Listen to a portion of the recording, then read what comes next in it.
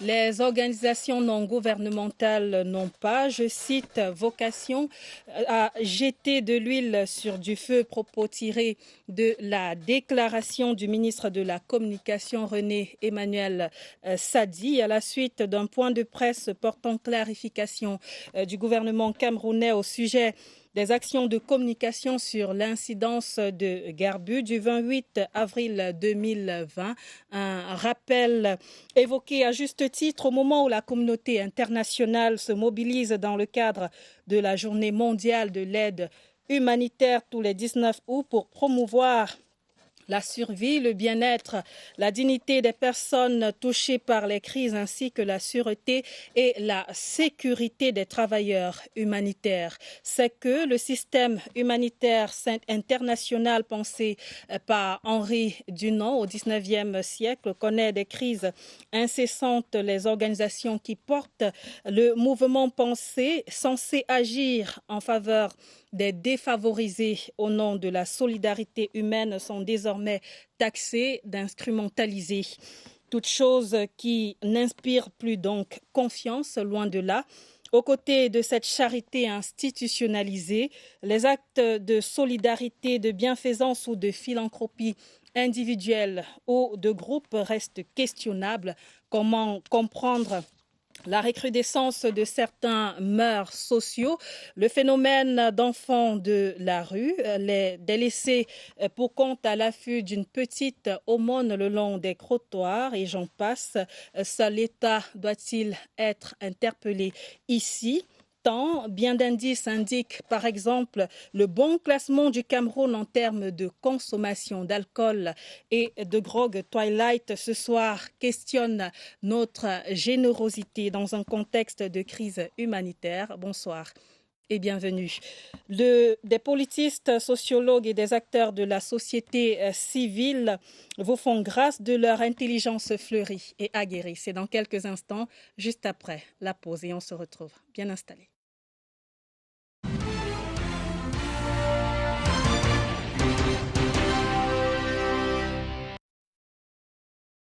Humanitaire, sommes-nous encore généreux? C'est la thématique de Twilight de ce lundi 26 août 2024. Un panel partagé par Marc Luciani et Wodo, politistes. Bonsoir et bienvenue. Bonsoir Madame Calistesso, bonsoir à tous les companélistes, bonsoir à tous les téléspectateurs de Twilight, la CRTV, bonsoir à tous. Aladin Thiam est sociologue et il est à vos côtés. Bonsoir et bienvenue. Bonsoir Calixte, bonsoir aux copanélistes et bonsoir à ceux qui nous regardent. Sur la table du débat de Twilight également ce soir, le docteur Joël Tchoumo, médecin de l'organisation internationale, l'organisation non gouvernementale JAPSO. Bonsoir et bienvenue. Bonsoir Calette, bonsoir à mes chers copanélistes et bonsoir à tous les téléspectateurs de CRTV News qui nous regardent. Last but not the least, ce soir en présentiel, Prince Pondo. Il est le président de la coalition des consommateurs camerounais. Bonsoir et bienvenue.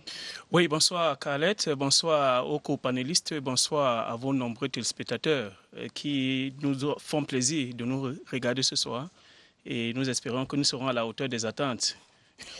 Alors, humanitaire, sommes-nous encore généreux? On va commencer par des définitions usuelles. Professeur, quand on parle humanitaire, on fait bel et bien référence à ce canevas graissé au XIXe siècle par Henri Dunant. Bien entendu, Madame Caliste, lorsqu'on parle d'humanitaire, ça nous plonge directement au cœur la noble mission menée par Henri Dunant lorsqu'il mettait en place les fondamentaux de la Croix-Rouge pour venir en aide aux populations victimes des guerres. C'est vrai qu'à l'époque, la guerre n'avait pas encore connu le point culminant que nous vivons aujourd'hui. Donc, lorsque nous voyons le concept humanitaire, nous voyons beaucoup plus une espèce de philanthropie qui se manifeste à travers un certain nombre d'acteurs non institutionnels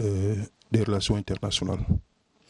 Alors, dans ce concept-là, humanitaire, il y en a qui agissent dans ce domaine, notamment au Cameroun. Ce sont par ailleurs, ou alors notamment, des organisations non gouvernementales. Et Dr Tchoumo Joël, vous en faites partie. Vous êtes notamment de l'organisation non gouvernementale JAPSO. Vous nous rappelez vos missions? Oui, merci beaucoup Khaled. Nos missions, elles sont nombreuses et dans plusieurs domaines d'intervention qui convergent tous vers l'humanitaire.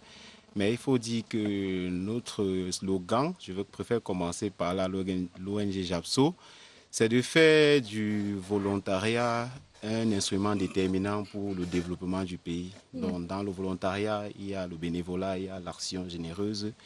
Et ça va en droite ligne avec la raison de notre rassemblement ici. Donc, nous intervenons dans les domaines de la santé, la promotion de la santé. Nous intervenons dans les domaines des droits humains, la prévention des droits des humains, dont il y a de l'humanité dedans. Nous intervenons dans le développement durable, dans l'agriculture, le développement artisanal. Bref, tous les domaines qui concourent à un confort ou alors à garantir des conditions de vie humanitaires meilleures. Quand vous parlez d'intervention, à quoi est-ce que vous faites référence? Oui, merci déjà pour la préoccupation. Nous faisons référence aux différents besoins ou aux différents problèmes posés par notre communauté qui nécessitent ou alors qui suscitent en nous les appels à financement ou alors la recherche des bailleurs, des potentiels pourvoyeurs de fonds pour répondre à ces besoins-là. Les problèmes majeurs que nous avons tous dans notre société, il y a le bas niveau socio-économique qui est un problème majeur dans notre société. Et dans ce bas niveau socio-économique, nous ne pouvons malheureusement pas résoudre tous les problèmes, mais le dynamisme de notre équipe et de ma hiérarchie à l'ONG JAPSO, que je salue au passage, permet d'avoir des bailleurs qui nous accompagnent dans l'accompagnement des petits ruminants, excusez-moi la répétition. On encadre les éleveurs, on encadre les artisans dans l'élevage des petits ruminants. Ça, c'est dans le septentrion que nous le faisons. Nous avons des projets dans la culture de l'anacarde pour autonomiser les populations. Nous avons des projets d'artisanat. Donc, nous prenons des populations, par exemple, qui produisent un produit, mais de façon artisanale, nous les redynamisons et peuvent produire en quantité industrielle. Donc, on les forme et après, ils s'autonomisent et puis on forme d'autres jeunes. Donc voilà un peu les domaines, les domaines où nous agissons, en plus des domaines de la santé qui constituent également un gros pool des projets que nous sommes en train de piloter. Et qu'est-ce que vous apportez à ces populations? Vous avez des résultats qui parlent en votre faveur? Oui, merci Khaled. Nous avons des résultats qui parlent en notre faveur. Je n'ai pas les statistiques exactes de tous les projets que nous avons déjà pilotés dans la tête, mais il faut déjà dire que si les bailleurs ne renouvellent pas le financement quand ils n'ont pas les résultats. Et leurs résultats ne sont pas seulement nos rapports. Nous travaillons en étroite collaboration avec le gouvernemental, avec le gouvernement autant pour moi, dont les représentants du gouvernement dans les régions que sont les mairies, les délégations régionales sont également les garants de l'action que nous posons. Donc leur rapport fait également foi de ce que nous avons dit et c'est sur cette base que nous avons de nouveaux financements. Nous existons depuis 1982. En 2003, on était association et en 2014, on a obtenu l'agrément pour devenir organisation non gouvernementale. Donc si aujourd'hui nous sommes toujours debout avec la multitude de projets que nous avons, je veux dire que c'est déjà le dynamisme de notre équipe, la véracité des rapports et surtout l'impact optimal des actions que nous posons dans la société. Alors, professeur, aujourd'hui au Cameroun, le Cameroun compte à peu près une centaine d'organisations non gouvernementales locales, sans compter celles internationales qui agissent sur son territoire. Qu'est-ce qui explique notamment ce foisonnement ou cette recrudescence d'organisations internationales? Je dirais qu'il y a la détérioration du tissu politique.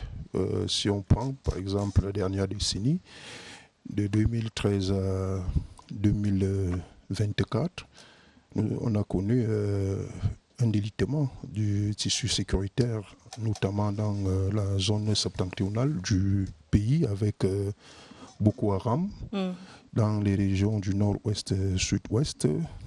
Nous avons également des situations de précarité de paix qui provoquent non seulement une certaine instabilité dans ces régions, mais beaucoup plus des déplacés qui peuvent donc prendre de trajectoires. Soit certains vont hors du pays, soit d'autres font le maximum d'efforts pour se rapprocher de la capitale à partir de cet humanitaire-là pratiqué dans la société.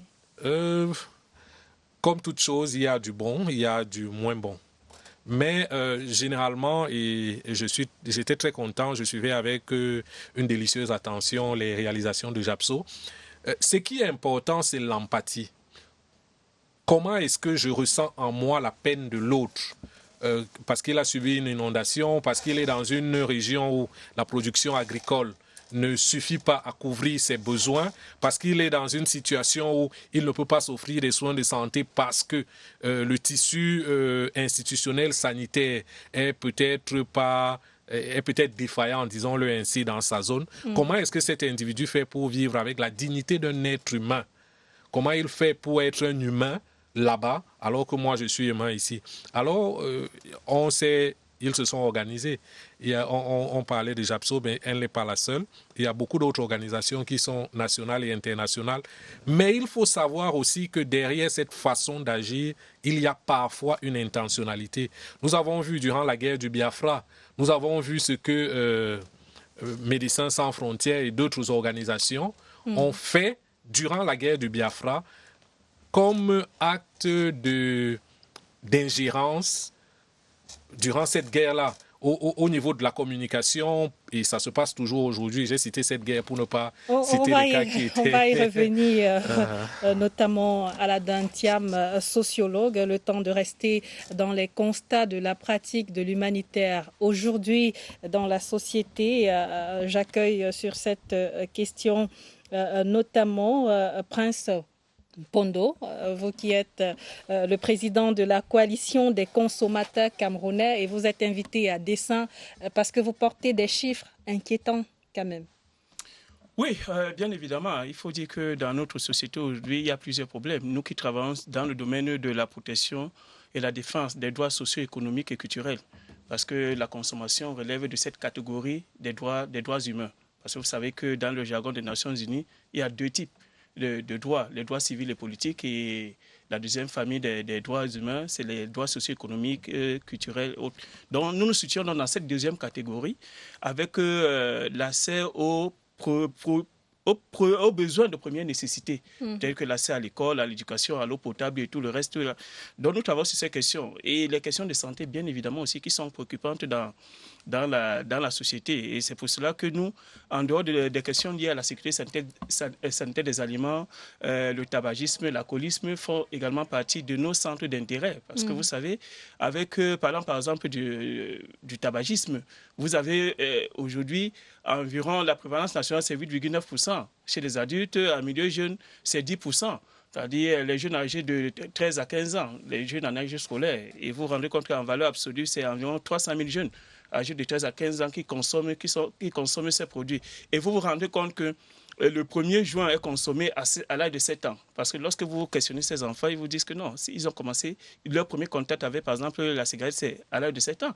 Bon, maintenant, en parlant de l'alcool, vous savez que la prévalence, suivant une étude qui a été menée par certains chercheurs camerounais et malgaches, je crois, il y a la prévalence nationale est de 11%, mais en milieu jeune, c'est de 18%. C'est quand même énorme. Dans un contexte où vous avez la recrudescence, la montée en puissance des maladies chroniques non transmissibles, telles que les cancers, les accidents vasculaires cérébraux et autres, le diabète, l'hypertension. Et lorsqu'on sait que l'alcool est associé à aux facteurs de risque de ces maladies. Et les maladies chroniques non transmissibles, aujourd'hui, dans notre société, dans le monde, c'est 41 millions de décès chaque année. Dans notre pays, on parle de 71 400 Camerounais qui décèdent chaque année du fait de ces maladies. Vous voyez que les chiffres sont assez importants et doivent interpeller à un certain niveau. C'est pour cela que nous mettons l'accent sur ces aspects-là et nous pensons qu'il y a lieu de faire vraiment de l'humanitaire, à notre sens, à travers, par exemple, la sensibilisation, l'éducation et autres, parce que la capacitation des acteurs, parce que vous voyez, l'humanitaire peut se faire sur divers aspects, divers volets, parce que vous avez, par exemple, le don d'argent, vous avez, par exemple, l'envoi du matériel, des équipements, vous avez l'envoi du personnel, vous avez également le renforcement des capacités. Vous voyez, ce sont quelques aspects majeurs, et nous nous situons vraiment à ce niveau, c'est-à-dire à ce niveau-là, nous essayons de renforcer les capacités des communautés par rapport aux problématiques que nous adressons au quotidien. Donc, et les besoins sont énormes parce que vous avez posé la question, pourquoi cette floraison des organisations humanitaires et autres? Les besoins sont énormes. Nous sommes d'abord dans une société capitaliste. Il faut déjà le dire. Le monde est de plus en plus tourné vers le capitalisme, l'individualisme. On ne pense qu'à soi-même. Il n'y a plus de l'empathie. Lorsque vous consultez par exemple les documents, vous dites seulement en Afrique centrale, en Afrique de l'Ouest, il y a 63 millions de personnes qui ont besoin d'assistance humanitaire. Les plans que les bailleurs de fonds ont conçus et autres, c'est pour venir en aide à 33 millions de personnes, c'est-à-dire en Afrique de l'Ouest et en Afrique du Centre. Et lorsque vous regardez ce budget, on a mis à 7,7 milliards de dollars américains, mais à date, jusqu'au 12 juin dernier et au 12 août dernier, on n'était qu'à 29% des ressources mobilisées. Vous comprenez que la souffrance de l'autre n'intéresse plus spontanément les gens. S'il fallait, par exemple, envoyer les armes pour un combat et autres, je pense qu'on aurait rapidement mobilisé les armes pour aller tuer, parce que ça fait vivre l'économie en même temps. Il y a un enjeu géostratégique, géopolitique et autres. Mais quand il faut venir en aide, vous voyez que les bailleurs de fonds, c'est-à-dire les bailleurs, ils traînent de pas. Vous voyez sur 7,7 milliards dont on a besoin pour sauver 33 millions de personnes, en laissant de côté les 30 autres millions qui ont besoin d'une assistance en Afrique de l'Ouest et en Afrique centrale. Vous vous rendez compte qu'il y a toujours un gap qui est là. On n'a pu mobiliser que 29% de ce budget jusqu'ici. Ça pose quand même... qui doit apporter de l'aide, tenant compte de vos propos? Est-ce que les individus ne devraient pas déjà se regarder eux-mêmes? Oui, les individus. C'est eux qui consomment de l'alcool, qui... Oui, les individus, mais sauf qu'il faut voir qu'est-ce qui amène déjà à consommer de l'alcool. Les conditions de vie qui sont de plus en plus difficiles. On est stressé, il y a des mauvaises compagnies et autres. C'est-à-dire c'est la structure sociale aujourd'hui qu'il faut questionner. Comment est-ce que nous vivons en société? Vous verrez qu'aujourd'hui, votre ami est plus enclin à vous donner tout un bar, à vous offrir tout un bar, plutôt qu'à vous donner par exemple 5 000 francs pour que vous allez acheter à manger aux enfants à la maison. Il ne vous donne pas cet argent. Mais il vous dit, bon, buvez autant que vous pouvez. Mais entre-temps, à la maison, vous n'avez pas besoin d'argent. Parfois, même après avoir bu, vous n'avez même pas l'argent du taxi pour rentrer chez vous. Mais votre ami était prêt à déposer. Il a eu à dépenser vraiment beaucoup d'argent au niveau du point de vente des alcools pour vous donner à boire. Mais il n'a pas pensé sur l'instant que non, ce monsieur peut avoir des besoins. Les enfants doivent aller à l'école. Peut-être il a des enfants qui ont besoin de soins de santé et autres. Mais c'est ça aujourd'hui. On oriente l'aide en fonction de ses propres intérêts. Comme vous le dites si bien, vraiment, le comportement individuel est questionnable à ce niveau. Il faudra que chacun prenne déjà conscience. Et c'est pour ça que nous disons chaque jour, non, vraiment, faites attention. Parce que avant que le gouvernement ou les pouvoirs publics ne prennent en charge votre santé, mais c'est d'abord vous êtes le premier défenseur de votre santé. Parce que quand vous allez mal, c'est vous qui ressentez d'abord.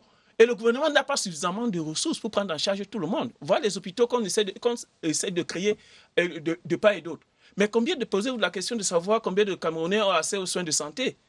Combien de personnes? C'est pour cela que parfois, vous voyez, des actions humanitaires sont salutaires. Oui, il y a des organisations qui organisent des campagnes de santé et autres là. Regardez, sans publicité aucune. Vous voyez, par exemple, le docteur Bouélé avec son association Ascouvine qui soulage les populations dans les milieux communautaires. Mais vous voyez seulement les chiffres des personnes qui accourent lors de ces campagnes-là. Parce que ces personnes n'ont pas accès aux soins de santé, malgré le fait que chaque année, on recrute de personnel de santé, on crée des nouveaux des hôpitaux, on les équipe et autres là. Mais il faudra maintenant que les Camerounais puissent avoir des ressources pour y aller. Mais ils n'en ont pas. Mais c'est pour cela que je dis que parce qu'il n'y a pas suffisamment de ressources. Donc, je prends un cas simple. Si vous avez par exemple un malade de cancer dans votre famille, il risque de vous appauvrir toute une vie. Toute une vie, parce que la prise en charge coûte énormément cher. Or, si vous avez par exemple un cancer de foie lié à la consommation d'alcool, ou alors lié à la consommation du tabac. Vous voyez ce que ça fait comme dégâts. Vous perdez vous-même, vous êtes une perte pour vous-même, une perte pour votre famille et une perte pour la société. Surtout que il faut surtout savoir que ces maladies n'interviennent pas immédiatement. À l'immédiat, vous pouvez commencer à fumer aujourd'hui ou à boire de l'alcool aujourd'hui. Les répercussions, c'est dans 10 ou 15 ans plus tard. Au moment où, quand vous êtes par exemple jeune, 10-15 ans, vous commencez à fumer à l'âge peut-être de 15 ans, à l'âge de 25 ans, au moment où vous devez être utile pour vous-même, pour la famille et pour la société, c'est là où vous êtes frappé par exemple d'un AVC ou alors d'un cancer et autres là, c'est une grande perte pour toute la société de manière générale. Vous êtes recruté soit à la fonction publique ou dans le secteur privé, ou alors vous êtes votre propre patron, vous n'êtes plus productif aujourd'hui. Parce qu'il faut le savoir. Ouais. Les conséquences, c'est pour ça que je dis que l'œuvre humanitaire, vraiment, c'est un élan de cœur. Tout le monde devrait s'y intéresser parce que les besoins sont énormes. Les besoins sont énormes. Donc, nous pensons qu'aujourd'hui, avec la thématique que vous avez mise sur la table, il est vraiment nécessaire d'interpeller les uns et les autres pour qu'ils aient de l'empathie à cela. Mais que ceux qui exercent dans l'humanitaire respectent les principes de ce droit international humanitaire. Parce que vous savez, c'est quand même encadré. Parce que les dérives qu'on observe et autres, là, j'ai suivi à votre introduction, vous avez dit beaucoup de dérives et autres, là. Mais c'est parce qu'on ne respecte pas les principes de l'aide humanitaire. C'est encadré par le droit international.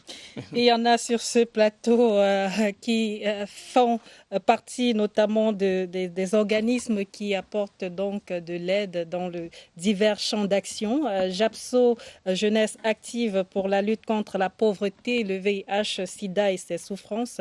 Alors, vous êtes sur le terrain, vous l'avez dit, et dans vos actions sur le terrain, vous rencontrez plusieurs autres ONG. Oui, merci bien Khaled. Nous rencontrons plusieurs autres ONG, mais je vais faire 2-3 précisions avant de chuter même sur la préoccupation posée. Je vais commencer par mes prédécesseurs pour les rejoindre dans le questionnement de la présence des organisations non gouvernementales internationales au Cameroun. Donc c'est pour apporter d'autres éléments de réponse à leur présence sur le plateau. Vous devez savoir, les besoins sont souvent techniques et financiers. Donc lorsqu'une organisation internationale apporte un accompagnement ou un appui technique, lorsqu'il se rend compte que ça ne suit pas, il ne peut pas envoyer juste des financements et rester tranquille. Donc souvent, ils sont là pour être sûrs qu'on peut mettre en œuvre les activités avant de se retirer. Ils peuvent ne pas se retirer, mais ils peuvent pourtant, pour moi, ne pas se retirer totalement, mais vous laisser un peu plus d'indépendance avec le temps. Je m'explique. Tu ne peux pas donner 100 francs à quelqu'un de gérer alors qu'il n'a jamais géré 25 francs. Tu n'auras pas les résultats. Donc souvent, ils sont là pour être sûrs qu'au début, on gère comme on aura les résultats et les impacts, et après, ils vont se retirer progressivement. Et bien même quand ces organisations sont au Cameroun, elles recrutent du personnel camerounais. Donc, c'était pour justifier en partie leur présence sur le territoire national. Maintenant, je vais à mon prédécesseur de gauche dans la question de est-ce qu'on ne peut pas d'abord donner soi-même. Il faudrait qu'on sache, c'est trop facile d'accuser les autres. On doit commencer par nous-mêmes. Ça passe par l'éducation des enfants. Nous, à la maison, on doit apprendre à quelqu'un à donner. Et on donne d'abord ce qui ne coûte même pas cher avant de donner plus cher. Il a pris l'exemple de donner l'argent de le matériel. Combien de personnes donnent ce qui ne coûte même pas cher, comme le bonjour? Le bonjour ne coûte pas cher, mais il y a des gens qui ne donnent pas le bonjour. Le sang ne coûte rien, mais il y a des gens qui refusent de donner le sang. Moi, je suis donneur bénévole de sang. Il y a de cela 2 mois, je crois que c'était la journée de la drépanocytose.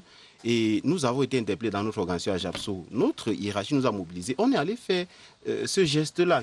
Et quand tu donnes du sang, tu donnes de toi, tu donnes la vie. On appelle don de sang, don de soi, don de vie.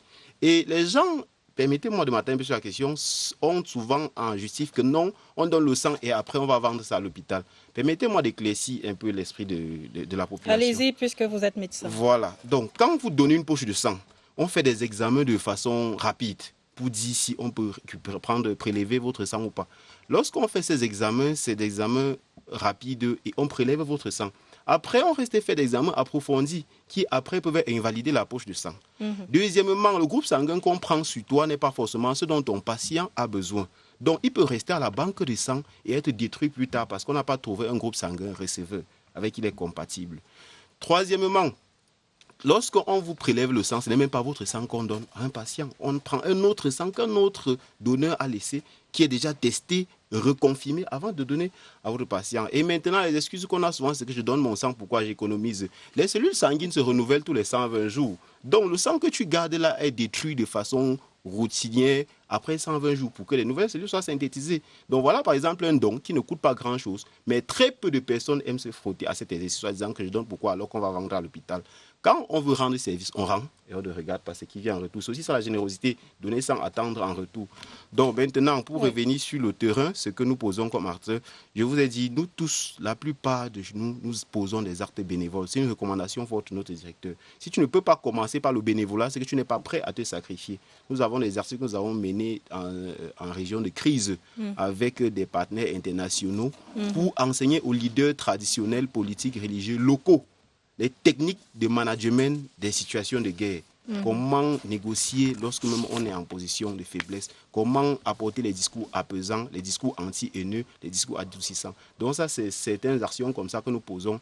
Et comme j'ai dit, beaucoup d'autres activités que nous menons, on commence par le bénévolat. Si tu ne peux pas donner de ton temps, qui n'est pas très, très coûteux, ne pense pas que c'est des grandes choses que tu vas pouvoir donner facilement. Donc, c'était impossible. Alors, Aladin Thiam, sociologue, qu'est-ce qui justifie ce phénomène, notamment relevé tout à l'heure par Prince Pondo, ce fait de pouvoir donner tout un bar sans donner des sous pour le taxi après?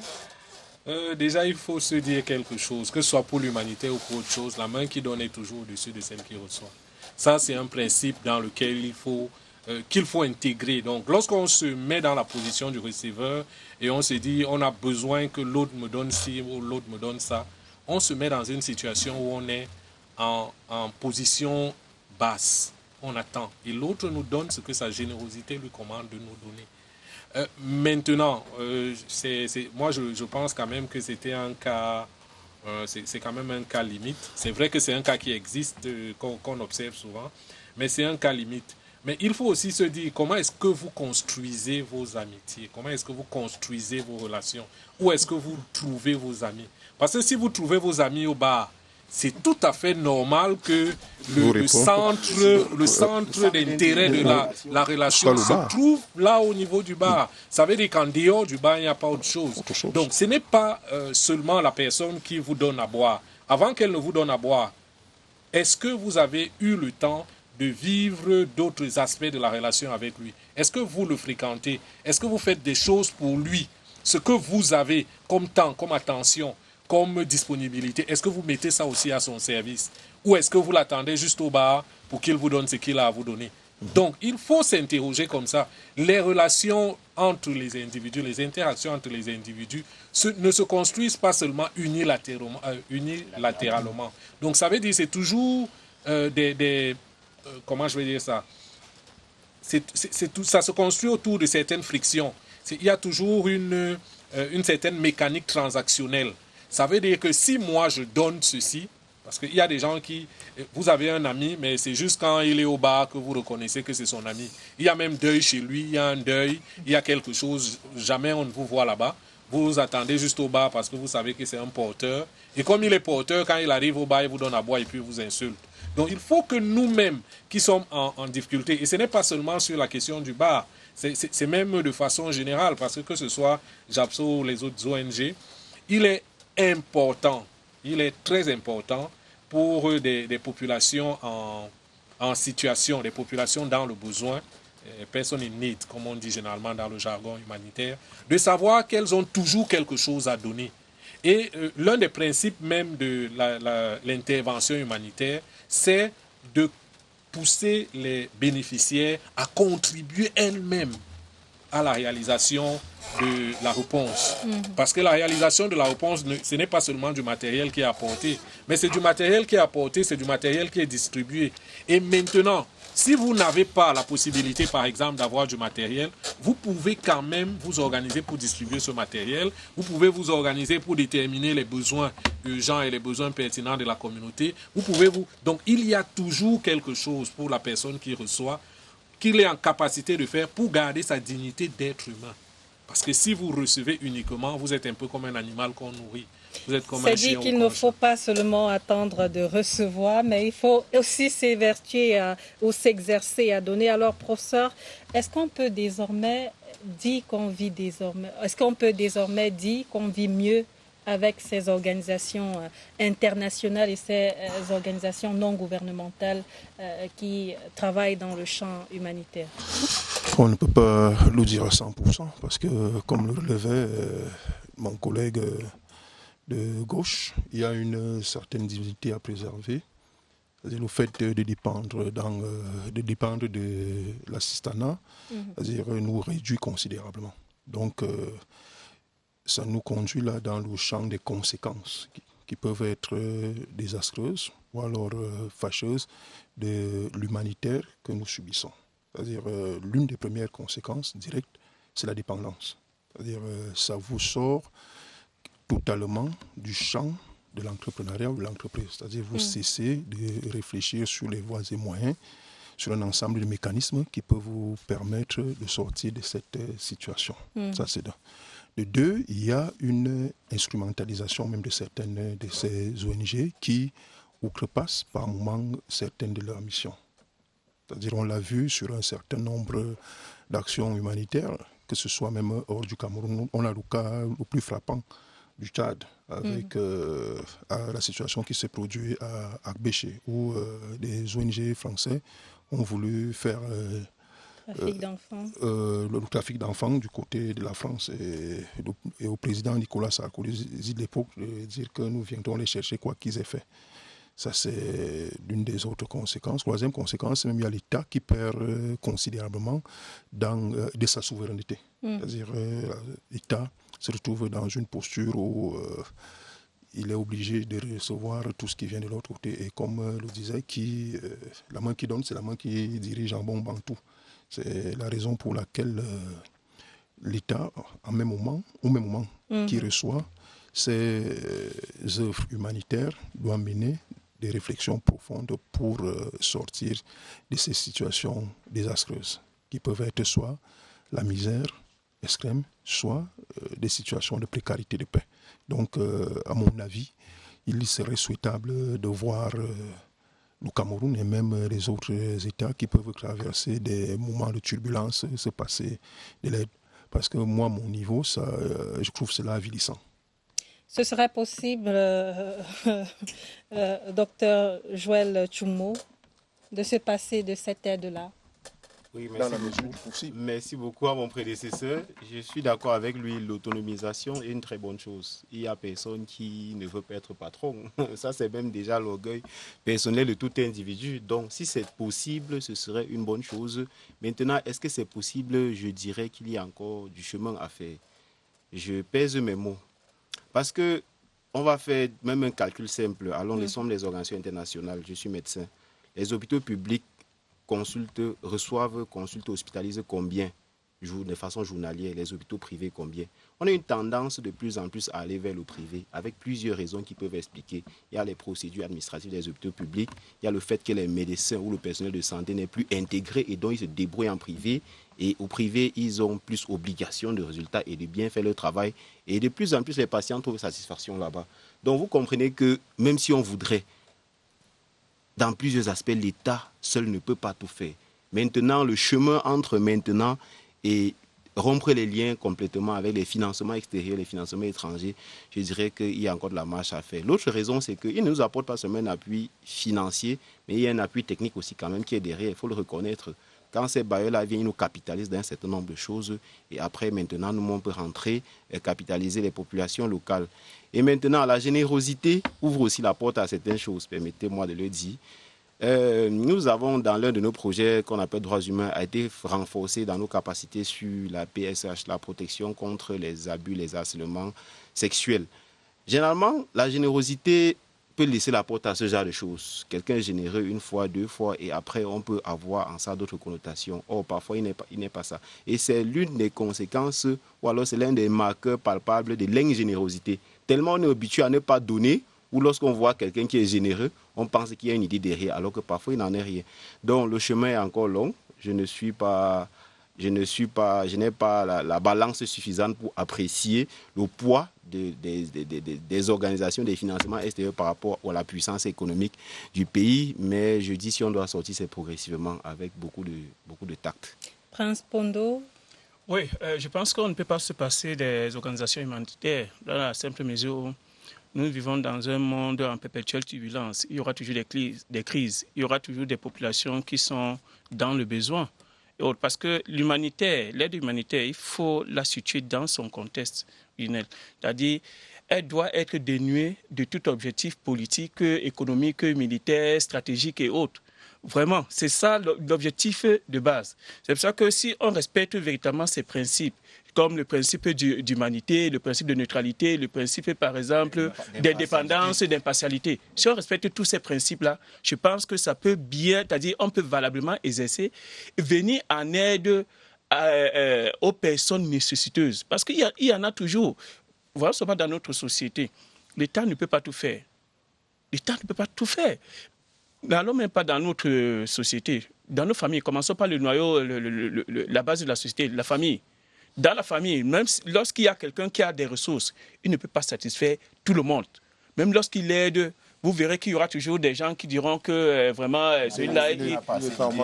Oui, voilà, il n'a pas assez aidé. Parce qu'il y a toujours des besoins qui sont là. Tant qu'on n'aura pas assez, il y a toujours, là actuellement, dans les zones en conflit, dans le Nozo et autres, on a besoin de l'aide humanitaire de ce côté. Parce qu'en réalité, par exemple, je prends le cas de situation de crise, de guerre. Qu'est-ce qui se passe généralement? Les belligérants, ils sont beaucoup plus là pour leurs objectifs liés à la guerre. Mais entre-temps, les blessés, les morts et tout le reste là, on les gère comment? Il faut bien qu'il y ait des organisations humanitaires qui viennent en aide à ces populations. Les déplacés, les réfugiés, comment est-ce qu'on les gère en ce moment-là face à une crise, face à une catastrophe naturelle et autres? Prenons seulement la seule ville de Yaoundé.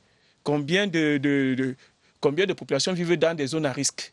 Vous avez vu ce que Mbankolo, Denyoma et autres, vous avez vu. Donc il y aura toujours ces phénomènes, des phénomènes naturels, des catastrophes naturelles, ça, on ne peut pas les éviter. Il y aura toujours des crises. Et l'État, généralement, les gouvernements n'ont pas de budget élastique. Ça, il faut déjà le dire. Donc, ils ne pourront jamais résoudre les problèmes de toutes les populations. Mais regardez dans l'arrière-pays, vous voyez ce qu'il y a comme difficulté. N'allons pas loin, seulement ici à Yaoundé. Faites un tour au marché de Mfundi, faites dans certains marchés de la ville. Moi, là où j'ai expérimenté, c'est au marché de Mfundi.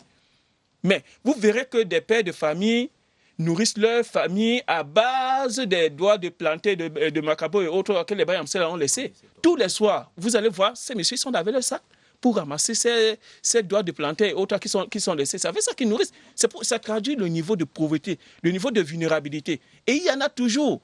Les orphelins, il y en a. Allez dans les orphelinats.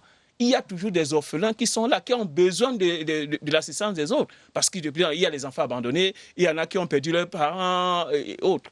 Ils ont besoin d'aide. Comment feront de l'aide de qui? C'est la question. De la société de manière globale. Et puis des organisations, c'est-à-dire quand on se positionne comme humanitaire, comme par exemple un travailleur humanitaire, on doit savoir déjà être disposé, être engagé, et maintenant on s'engage à mobiliser des ressources en faveur des groupes cibles, des personnes vulnérables. Et il faudra donc qu'on s'assure que cette aide arrive véritablement aux cibles. Parce que parfois, c'est ça l'incongruité. Il arrive que vous mobilisez des ressources pour une cible bien précise et puis l'aide n'arrive pas aux cibles. Ou alors, à un moment donné, il y a des détournements, il y a la discrimination et autres, parce que tel, il n'est pas de ma chapelle politique et autres, là, lui, il n'a pas droit et autres. Voilà des cas qu'on a souvent reçus. Je ne voudrais pas prendre un cas qui a suscité, qui a fait débat pendant la période du Covid-19, vous savez, le riz au cas et autres, là. Jusqu'aujourd'hui, les Camerounais se posent la question, où est passé ce riz? Parce que les ménages s'attendaient à recevoir cette aide-là, qui pouvaient les soutenir dans un contexte bien précis, mais ils n'ont pas reçu. Beaucoup, en fait, moi, de base aussi les récriminations qu'on a le ressenti des populations à un moment donné. Donc, ça veut dire qu'il y aura toujours des besoins. Il faut tout simplement encadrer parce que... On va parler de cet encadrement juste après le journal de 19h. C'est l'heure donc du 19h sur CRTV News. Mesdames, Messieurs, Twilight vous revient juste après. C'est qu'on a commencé en retard, donc il faut compenser les minutes.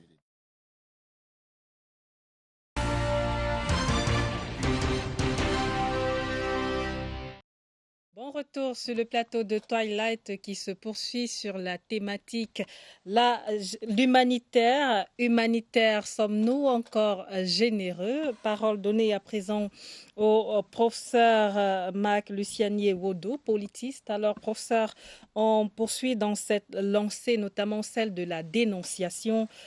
C'est aujourd'hui un axe central de certaines ONG et le ministre de la Communication les appelait notamment à ne pas être des agents qui jettent de l'huile sur du feu, qui encensent certaines revendications. Est-ce que c'est de leur rôle de le faire? Pas du tout, parce qu'il faut rentrer déjà dans à l'origine la mise en place de ces ONG. C'est-à-dire ces ONG ont généralement une mission salvatrice, une mission philanthropique, comme je vous l'ai dit, et ça dépend maintenant de quel type d'ONG qui interviennent à quelles circonstances. Bon, dans le contexte actuel qui a fait sortir le ministre de la Communication par une déclaration que vous avez relevée tout de suite, il faut voir que nous sommes dans un champ de guerre. C'est-à-dire, il y a Human Rights Watch qui intervient sur les questions des droits de l'homme. Il y a Amnesty International, il y a Reporters sans frontières, il y a même à un certain niveau Transparency International. Donc lorsqu'ils arrivent, n'est-ce pas, dans un pays, ils ont une ligne d'action qui est généralement tracée. C'est-à-dire elles sont là pour accompagner l'État à rendre plus obtus ou alors à rendre plus maximale son action. Or, certaines de ces ONG, pour des raisons bien entendu politiques, c'est-à-dire peuvent sortir de leur mission, soit en extrapolant dans le rendu des événements sur le terrain, soit en instrumentalisant, même ou en désinformant totalement l'opinion. Et la conséquence directe est là, c'est que l'État perd des points sur la scène internationale à travers un certain nombre d'indices.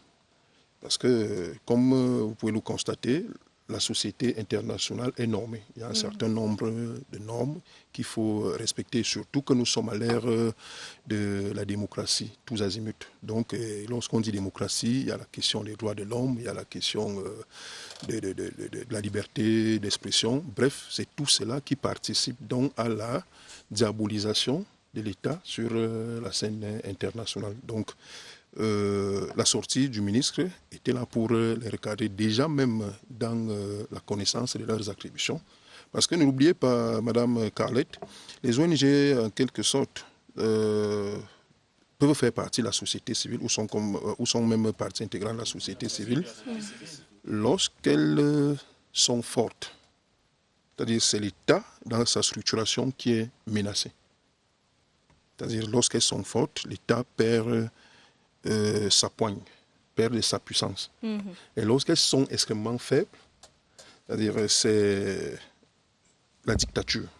Donc il y a nécessairement un savant dosage qui s'impose, c'est-à-dire comment les réguler à ce niveau-là. Donc, alors, Aladin Thiam, sociologue, s'est dit qu'il y a des dangers à faire de la générosité ou de l'humanitaire. Il y a des dangers à confier son bonheur à d'autres. Si vous confiez votre bonheur à d'autres, il va le former comme lui, il entend, comme lui, il le comprend. On ne peut pas se dire que les actes humanitaires sont des actes de charité gratuits. Déjà, il faut faire, et je pense peut-être qu'on n'a pas fait suffisamment le distinguo dès le départ, il faut faire le distinguo entre, dans ce qu'on appelle aujourd'hui le nexus. Et il me comprend très bien, Japson me comprend très bien, parce qu'il y a aujourd'hui de nouveaux processus dans l'intervention humanitaire. On est dans la structure paix humanitaire et développement, ça veut dire lorsqu'il y a un conflit, travailler à mettre en place les bases de la résolution du conflit pour faire advenir la paix. Ensuite, répondre aux effets de ce conflit par des actions humanitaires qui sont des actions d'urgence. Mais lorsque la situation d'urgence est passée, il faut accompagner les populations qui étaient dans les souffrances d'urgence dans ce qu'on appelle un processus de développement, qui est toujours un processus où des acteurs extérieurs ou nationaux apportent une réponse aux besoins qui sont posés, mais les besoins sont à ce moment-là des besoins de plus long terme. Donc il faut aussi peut-être, on a fauté à ne pas faire la distinction dès le début. Donc humanitaire, ce n'est pas parce que je vais faire une distribution de couscous dans un village que je fais de l'humanitaire. S'il n'y a pas eu une action, si je ne réponds pas à un besoin d'urgence dans ce village, je suis dans une action de développement. Je ne suis pas dans une intervention. Mais tout ça, c'est toujours la charité, qu'elle soit nationale et internationale. Et il y a un processus, je crois, c'est le processus d'Ankara, qui est le processus de la localisation. Et selon ce processus, les acteurs internationaux ont le devoir et l'exigence, et ça marche un peu, c'est assez lent, ils ont le devoir de confier les compétences, de confier une part importante, je pense qu'on est à 20% des financements sur le terrain, aux entités locales. Ça veut dire que progressivement, comme le docteur disait tout à l'heure, ils viennent, mais à une échelle de temps définie, ils doivent pouvoir, déjà l'échelle d'Ankara c'était 20%, donc progressivement ils doivent passer la main en termes de mise en œuvre des activités avec des financements qu'ils ont pu récolter. Donc je dis que ce processus, il ne faut pas seulement rester écrié au loup et crier à l'ingérence et tout. Il faut aussi savoir comment valoriser les processus qui sont en cours. On se plaint de l'ingérence qui peut être supposée au réel de certains acteurs internationaux. Mais nous qui sommes un État camerounais qui veut être souverain, qui dit vouloir être souverain, quelle est l'énergie que nous mettons à consolider les acteurs locaux pour qu'ils puissent être en capacité de gérer la mise en œuvre des financements pour prendre le relais. Vous allez répondre tout à l'heure, le temps de faire réagir Prince Pondo sur cette question-là. Oui, je dis qu'il faut dire à partir du fait que le conflit qu'on a généralement entre les pouvoirs, les décideurs politiques et les organisations humanitaires, c'est le fait que l'humanitaire, le travail humanitaire doit en principe bénéficier d'une protection dans son intervention. Ça fait en sorte qu'il a accès parfois à des localités, à certaines informations, parce que comme il est sur le site de l'opération, il a certainement certaines informations qu'il collecte que peut-être le politique n'a pas à un moment donné. Et ça fait en sorte que comme le politique à un moment donné a toujours tendance à vouloir embellir, arrondir les angles et autres, parce que pour que la situation n'apparaisse pas très alarmante, on est parfois obligé à arrondir certains angles pour dire le politiquement correct. Or, les humanitaires, la plupart du temps, ils viennent là, ils ont collecté leurs informations, ils la diffusent de manière brute, telles qu'ils l'ont vécu sur le terrain. Bien évidemment, il faut aussi décrier le comportement de certaines organisations humanitaires qui sont manipulées. Le fait qu'elles ont assez... Sans vous couper, c'est là où j'en venais. Voilà. C'est-à-dire l'instrumentalisation peut être menée à partir de l'extérieur. Justement. Il faut peut-être débarquer un X ou Y qui n'est plus fréquentable par cette communauté internationale. Voilà. Qu'est-ce qu'on fait? On se rapproche soit de l'opposition, soit de certaines têtes fortes de la société civile ou des ONG. Ça fait comment? Ça fait que lorsqu'ils sont sur le terrain, c'est-à-dire s'il y a eu peut-être un mort, ils vont multiplier peut-être par 10. Justement, c'est là où j'en viens. C'est-à-dire qu'il faut décrier ces mauvaises pratiques. C'est-à-dire ce sont des mauvaises pratiques qu'il faut décrier. Il faut exercer ce métier de manière... Oh, oui. Voilà. Je préfère rappeler pour ne pas décrédibiliser l'action des personnes qui viennent en aide tous les jours aux personnes qui sont dans le besoin. Nous sommes tout à fait d'accord, mais nous savons aussi qu'il y a une instrumentalisation qui est là, par moment. Il faudra donc maintenant...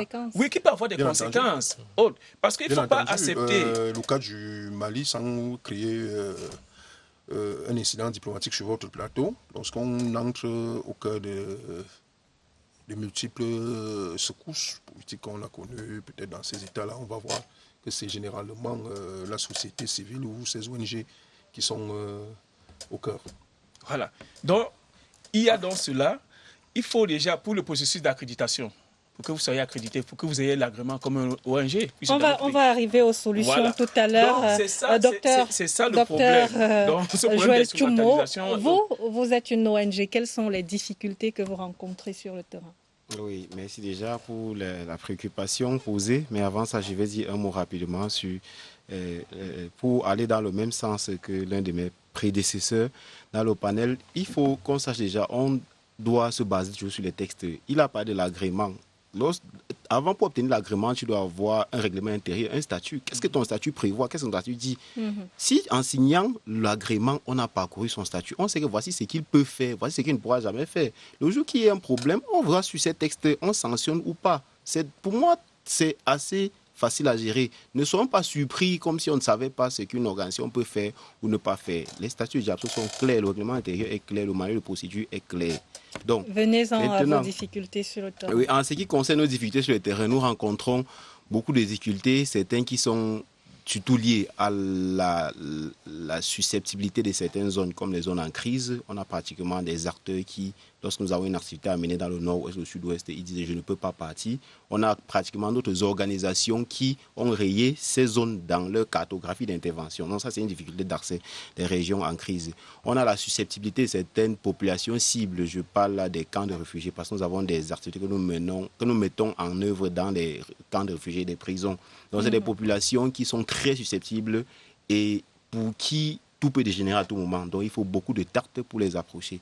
Nous avons des difficultés avec certaines populations, certaines cibles comme les travailleurs du secteur privé qui, parfois, lorsque nous avons des activités qui les touchent, qui les concernent, le manager trouve que ce n'est pas assez important de les permissionner pour 1 ou 2 jours pour aller les capaciter sur une question qui les concerne.